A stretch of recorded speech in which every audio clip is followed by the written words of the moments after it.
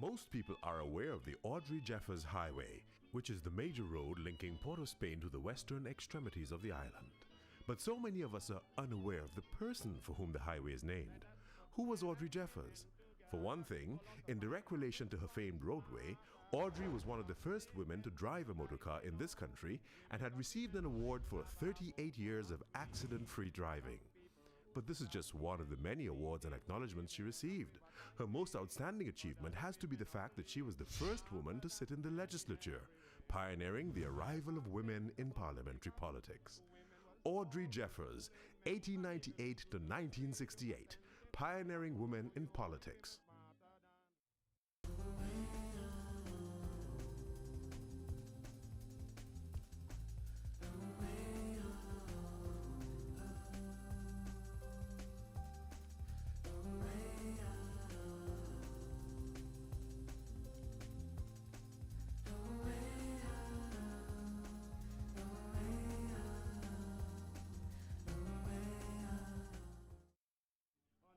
Audrey Lane Jeffers was born on Baden-Powell Street, Woodbrook on February 12, 1898, to Henry and Mary Jeffers. Henry's grandmother, Anne Semper, had arrived in Trinidad in 1880 with her two grandchildren, Margaret Grace and Henry Israel Jeffers. Henry subsequently married Mary Lane of Barbados, and the union produced two daughters, Audrey and Beryl. Born into a middle-class family at a time when so many families in Trinidad and Tobago lived in abject poverty, Audrey was privileged to attend a private school run by Constance Perry, a woman who would eventually become her mentor and friend. As a student at the Tranquility Girls Government School, then known as the Model School, Audrey was placed in the girls' higher class. From here, she quickly showed academic excellence and by 1913 had left for England to pursue a course in social sciences at Alexander College, North Finchley. Little did Audrey suspect that on completing her studies, her skills would be put to the test during the First World War. Her experience in providing social services during the war effort led to a health diploma for her work among West African troops. On her return home in 1920, armed with training, leadership and organizational skills, Audrey channeled her energies into serving the less fortunate. At first, she opened the junior school at the Jeffers St. Clair home, fondly called Briar End. School attendance increased quickly, and in a short time Audrey had 70 children under her care. She worked diligently at her new profession and in 1924 managed to rally Mayor Pear and his wife to preside over the Christmas prize-giving function at the Briar End Private School. But teaching would not hold Audrey's full interest. The lure of improving social welfare services in the country was her true stimulant. At this time, it's important to note some of the ideological and social changes that were taking place in Trinidad and Tobago and around the world. As they became educated and exposed to a different realization of their value, young adult women had begun to move away from a traditional domestic life. They were earning wages outside of the home and had engaged in widespread discussions on social responsibility to those who were less fortunate than themselves. In Trinidad, the growth of these ideas provided the right environment for Audrey to introduce the plans she had been obviously pondering. Slowly, the theme of social service began to circulate among Audrey's middle-class circles, and the year 1921 saw the introduction of the Coterie of Social Workers.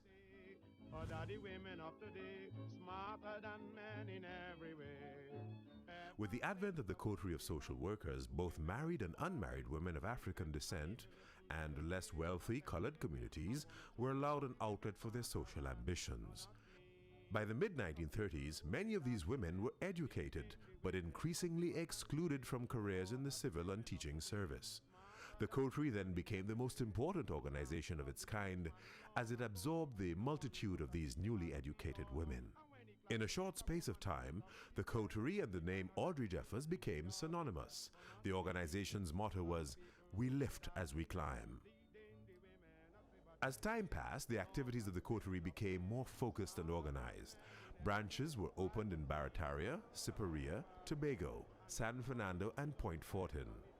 It was structured on a committee system catering to all Coterie activities: breakfast centers, day nurseries, hostels, and the St. Mary's Home.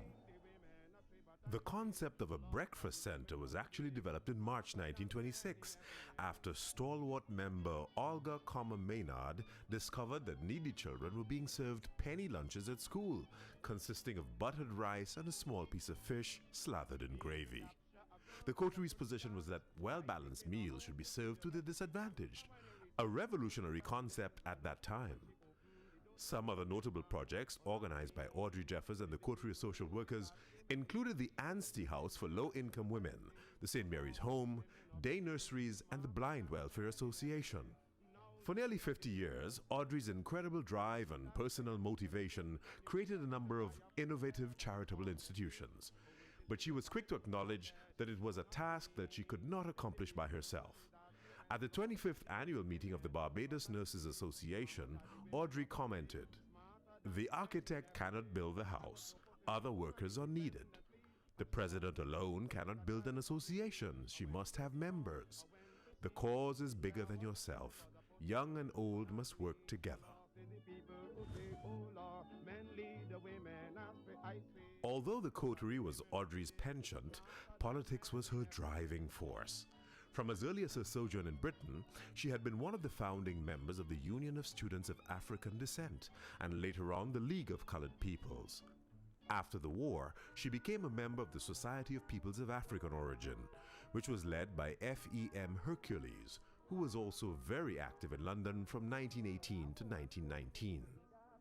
In Trinidad, Jeffers developed a close working relationship with Captain Arthur Andrew Cipriani of the Trinidad Working Men's Association, who was also concerned about the increasing exclusion of middle-class women of African origin from paid employment. Ideologically, Audrey endorsed the views of the radical thinker, the Jamaican, Marcus Garvey. According to author Dr. Rhoda Reddock, it was Audrey's combination of social work and politics which eventually led her to be recognized as a leading figure in society, and to her representation of Trinidad and Tobago at the National Council for Women in Great Britain in 1929. In 1936, due to Audrey's political career, she was the honored guest at the Negro Progress Convention held in British Guyana to mark the 100th anniversary of freedom from slavery. Here she created an impact through a speech on the topic, "Women and Their Responsibility to the Race."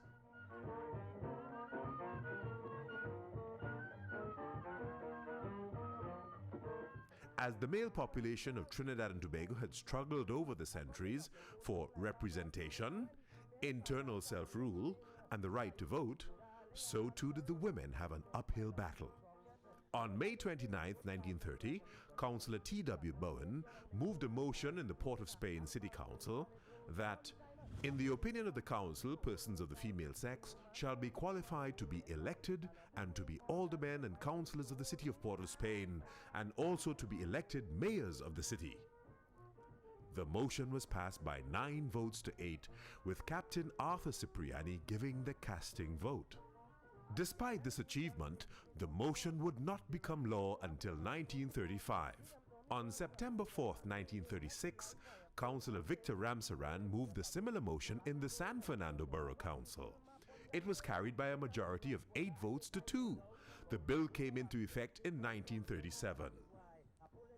In September of 1936, Audrey Jeffers and Beatrice Gregg announced their candidacy for election to the Port of Spain City Council. Audrey Jeffers was proposed for the Western Ward, which covered Woodbrook to St. James, and Beatrice Gregg for the Northern Ward.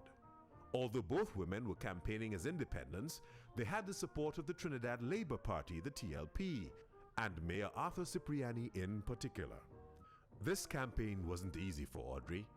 From the onset, there were numerous objections to her candidature. Patrick Jones, for instance, was very vocal, claiming that Audrey did not fulfill the property requirements. To compound an already difficult situation, Audrey's main rival was Councillor A.P.T. Ambard, well-known editor of the Port of Spain Gazette and unofficial spokesperson for the local French Creole elite. The other candidate was Felix Griffith, auctioneer and commission agent. Ambard used the Port of Spain Gazette to wage a propaganda campaign against Audrey Jeffers. This campaign had actually begun years before in the pages of the Gazette, not necessarily against Jeffers, but against the notion of women occupying such prominent roles in public affairs. Deputy Mayor and Audrey's supporter, Arthur Cipriani, responded by moving a motion to amend the Port of Spain Corporation Ordinance in order to make women eligible for seats on the council. However, they were both up against the Gazette, which had taken a firm stance against the participation of women in public life at municipal level. A barrage of articles was published criticizing equality of the sexes as the sure demise of family life. Ambard and the French Creole elite added to this controversy by espousing the European perception of what was acceptable work for women. Throughout Audrey's campaign, the fact that she was a woman was always central. In an interview with the Trinidad Guardian on October 18, 1936, where she defended her candidature, Jeffers said that the advent of a woman to the polls had moved some to mirth and others to wrath. Subsequently, a mayor's court was held at the Port of Spain Town Hall to investigate the protest made by Patrick Jones against the nomination of Audrey Jeffers. Mayor Cipriani was also criticized for a lack of neutrality. Faced with this opposition, Mayor Cipriani eventually withdrew himself from the proceedings, and Deputy Mayor Albert Richard presided over the court. The Deputy Mayor eventually ruled that the nomination of Audrey Jeffers was valid. Still unappeased, Patrick Jones threatened to take the matter to the Supreme Court and raise the issue of maladministration of the City Council with the Colonial Office. In justifying his support for Audrey, Mayor Cipriani had remarked that her work had done a great deal to better the plight of the working class. In fact, he even accused Ambard, who also previously had the support of the TLP, of working against the interests of the working class once he had been elected. In her own manifesto, Audrey argued that the presence of a woman was sorely needed in the council. She pointed out that she and her counterparts from the Coterie of Social Workers had succeeded in doing what the men in the council were still struggling to accomplish. In a dramatic campaign, posters for Audrey Jeffers made a special appeal to women who were able to vote. Her campaign was well orchestrated, complete with vocal female supporters. The issues she campaigned included equality for women and increased educational opportunities for girls. Heading into the polls, the country's records showed that in previous years, women with the ability to vote had not always exercised their right. But on November 3, 1936, the few women who were eligible to vote rallied to the polls. The results were resolutely in Audrey Jeffers' favor. She had gained 369 votes. APT Ambard, 299 votes. According to Dr. Reddock, the turnout had been the largest since 1917. The election of Audrey Jeffers to the City Council was therefore seen as a decisive victory for the women's movement in Trinidad. Having scored an upset victory surprising both men and women, Audrey represented the Western Ward for several years, serving on many committees convened by City Council. According to the municipal records, Audrey Jeffers contributed in no small measure to the upliftment not only of the ward she represented, but to the entire city of Port of Spain as well. As the 30s advanced into the 40s, the issue of constitutional reform and the widening of the franchise were once again on the political landscape. One position advocated the granting of immediate universal suffrage, while others saw this as premature and recommended instead a reduction of qualifications in order to increase the electorate. The issue of women and their representation in the Legislative Council, the precursor to today's Parliament, was also on the agenda of the Commission. A majority report presented in 1944 recommended immediate granting of adult suffrage to all women and men over 21 years of age, not legally incapacitated and able to understand spoken English. The motion for universal adult suffrage was won by a very slight majority vote. A minority report was appended recommending that the right to vote be contingent upon income and property qualifications. Audrey Jeffers was amongst those supporting the minority report. In 1946, Audrey Jeffers became the first woman in the Legislative Council after she was nominated into office.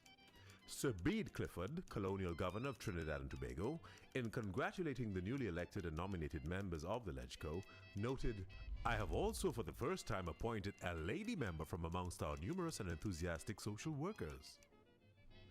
Audrey would be renominated in 1951 and would spend 10 years in the Legislative Council, the only woman during this time. In maintaining her joint interests, Audrey's political activities were not divorced from her social work, and members of the Coterie of Social Workers found it their duty to support her political activity. In the LegCo, Audrey's contribution was progressive and wide-ranging, giving opinions on the Cinematography Amendment Regulation to the Motor Vehicles Ordinance. Regardless of any perception of gender frailty, Audrey remained assertive in her contributions and once called upon the government to set up a commission of inquiry at the San Fernando Hospital to investigate the misappropriation of funds. But the majority of her contributions revolved around the advancement of the less fortunate in society, particularly women and children. Hansard, for example, records her first speech as representing the new female perspective in a bill to consider equal payment to male and female teachers. As a woman, I feel very strongly on the question of sex discrimination and the curtailment of the rights and privileges of women. We are satisfied as women that we have been given an equal franchise with men. We feel even more satisfied when we look through the civil service and see that we have an equal place there. But it is really deplorable that the women teachers should be deprived their pay, particularly when you take into consideration the excellent service we give the community as a whole. As a matter of fact, women do not merely give the same service as men, but they are made to do more. And if they are giving equal and extra services, they should be paid salaries equal to other teachers. Audrey Jeffers had concluded in her maiden contribution that she was saddened there were not enough women in the House to represent their cause. Then, thrusting a political salvo, she reminded the other council members that many of them were enjoying the success of office made possible by the female vote. As the first woman in the LegCo, Audrey Jeffers was not openly welcomed. Many times she had to deal with chauvinistic retorts and even condescending remarks made by her colleagues. An example is given where at the same sitting, C.C. Abid responded to her contribution by saying, "Women are very instrumental in the making of nations," a remark that was greeted by derisive laughter and applause. In his response, another member, the Honorable Ranjit Kumar, complimented Jeffers but expressed concern that the resolution would cause absolute chaos in the social structure of the colony, in that equal pay for women would result in domestic immorality and a declining birth rate. Apart from female teachers, Audrey Jeffers raised in the House the plight of nurses, factory workers, store clerks, estate workers, and female prisoners. In her book, The Legacy of the Coterie of Social Workers, author Neela Todd documents Audrey Jeffers' impressive 47 responses during her 10 years in the House. She often drew from her wealth of knowledge and experience as a social worker whenever issues related to the state of social services in the country came up. Her contributions were often preceded by statements such as a social worker and one very keen on social reform," or "As a social worker, I know the conditions under which people live." During the debate on night shelters, she was able to identify those categories of individuals who needed to be targeted based on work the Coterie had done. My organization made a survey of the people who slept on the pavements and the streets of the city. These people are divided into 3 categories: market vendors, proverbial tramps, and real destitute people. It appeared that Audrey Jeffers always did her homework and thereby made informed contributions. Her concerns were for minorities who had no one to lobby their causes. She felt that special education and training were needed for the deaf and blind. She represented this group fervently no matter what their creed or race, which was clearly illustrated in the work of the Coterie. In her lifetime, Audrey Jeffers can be described as an interesting mix of a loyal colonialist and African nationalist. Among her political assignments, she represented Trinidad and Tobago at the coronation of Queen Elizabeth II in 1953, and as a black nationalist, she served as the honorary counsel for Trinidad and Tobago in the state of Liberia. At the time, the ruling white elite was not too concerned about Jeffers' social and political activities. Yet when the time was expediently right, she was seen as the perfect political tool. Of African descent, female, educated, a voice of the underprivileged, a politician with leadership abilities, and one who had international associations with influential people. In 1931, Audrey Jeffers was accorded an MBE, a Member of the British Empire by King George VI, and the OBE, Officer of the British Empire by his daughter and successor, Her Majesty Queen Elizabeth II, in 1959. In 1969, she was posthumously awarded the Zirconia Medal Gold by the Government of Trinidad and Tobago for services rendered to the national community.